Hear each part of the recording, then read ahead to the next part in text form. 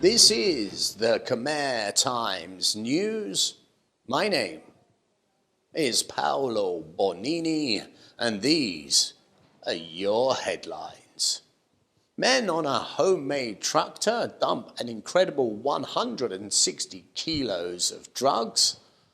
The cull of corrupt police officers continues, and the legal system has a backlog of court cases, and there seems to be no resolution. But before we go to the headline story, firstly I'd like to apologise for any external noises. There is building work going on nearby, so let's launch in and hope for the best. This week our headline story is the case of police officers that were on patrol at the border between Cambodia and Laos. In the darkness of night, they heard a tractor in the distance, and it being very early in the morning, they went to take a closer look. The men on the homemade tractor saw the police, and they immediately leapt off and then ran into the jungle. And this initially puzzled the police. But when they took a closer look, they could not believe their eyes, as what they discovered was a staggering 160 kilograms of illegal drugs. The two suspects were spotted when moving the 160 kilograms of methamphetamine by tractor on the Lao-Cambodian border in Stung Treng province. The suspects fled when they saw the police officers in the distance, and trust me when I tell you, a tractor does not afford the best option for a speedy getaway, so running was certainly the only thing they could do. It was the dead of night, at 3:30 in the morning, when the two Laotian nationals drove their homemade tractor from Laos and crossed into Cambodia. But soon they encountered local police officers on patrol, and the two suspects then escaped into the forest. On further investigation, it was at that point the police discovered the 160 sacks with 160 kilos of methamphetamines. Now here's the thing about this story and 160 kilos of methamphetamines. That amount of drugs is a huge amount of drugs.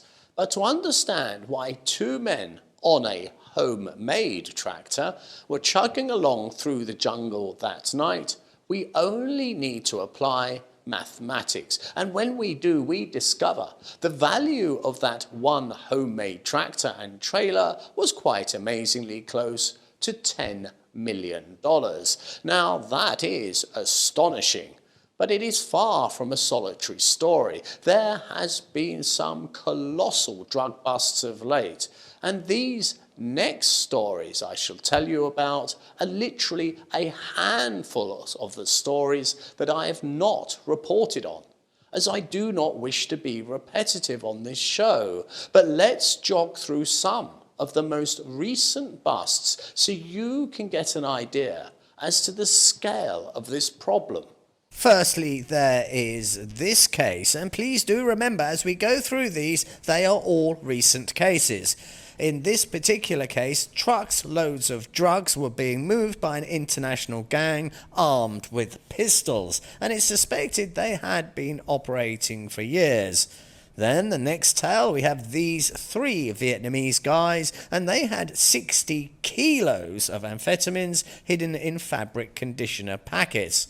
And worthy of note is there's 3 men involved, for this seems to be a reoccurring theme.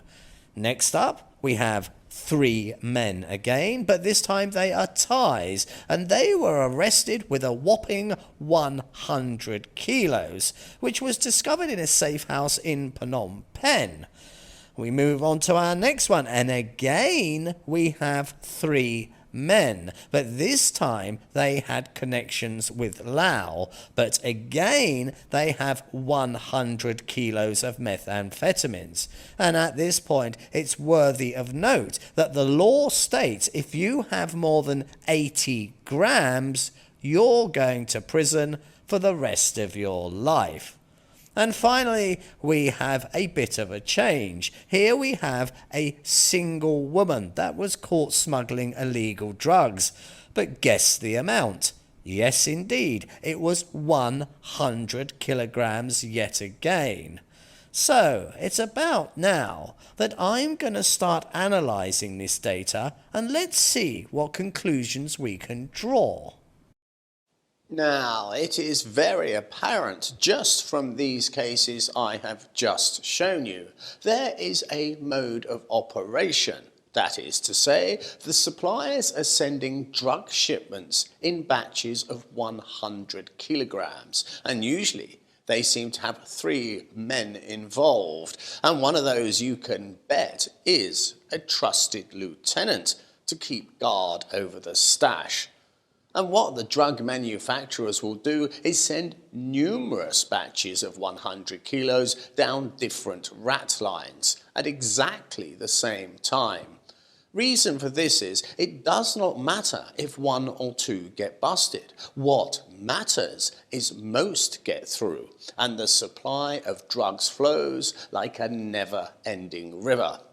And that is really important to a drug cartel, as running a drug empire is really expensive, and you have to keep the cash flowing. If you don't pay corrupt officials or staff on time, they get disloyal really fast, and that could threaten your empire. So the cash must flow continuously. And with tons of drugs seized last year in Cambodia alone, that river of cash does not look like it will ever stop flowing anytime soon, or nor the misery of death that these drugs bring. On this week's Crime Desk, very high-ranking police officers are sent crashing to earth for corruption, and it's not just high-ranking officers that take a nosedive, as the mayor of Kep has also been fired.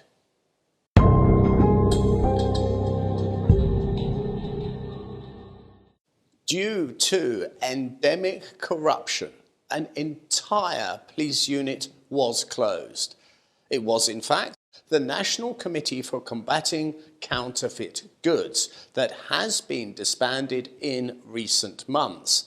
Due to corruption being so rife, the whole unit was deemed unworkable.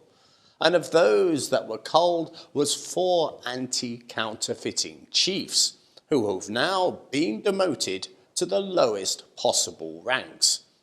Demoted was a major general, and not 1, not 2, but 3 brigadier generals were also sent crashing to earth for their illegal activities.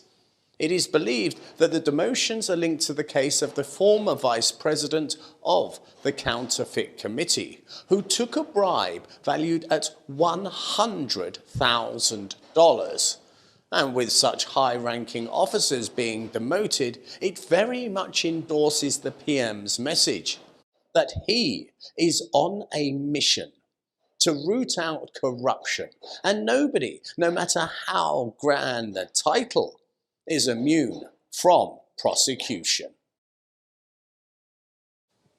And to endorse that previous story, here is another major official busted for corruption this week.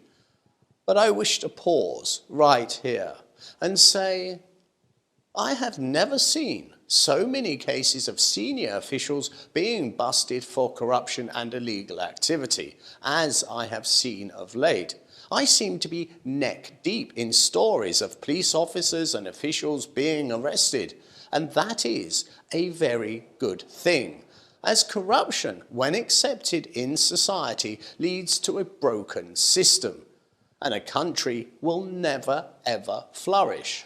All corrupt governments fail. Have a look at the unholy mess that is South Africa, and you will see exactly what I'm talking about. So every corrupt official taken down is a win for the country.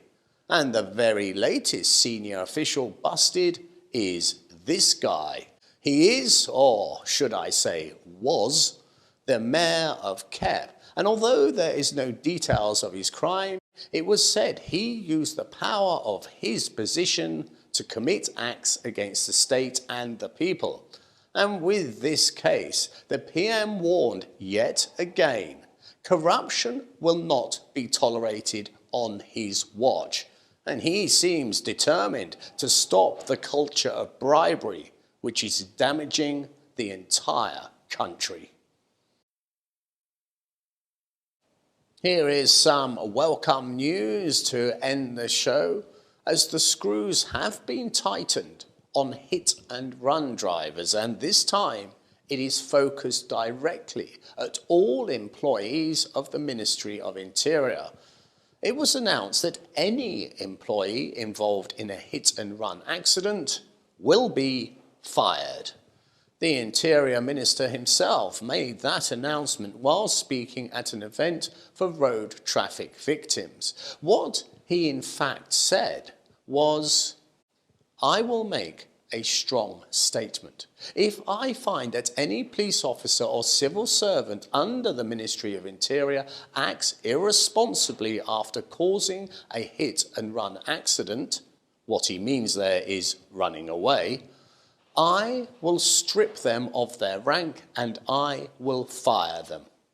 He also added, police officials must set a good example to the people, and he advised people to join the efforts of authorities to enforce road safety laws so that no offenders, including the wealthy, the powerful, or any high-ranking officials, enjoy any level of immunity from prosecution.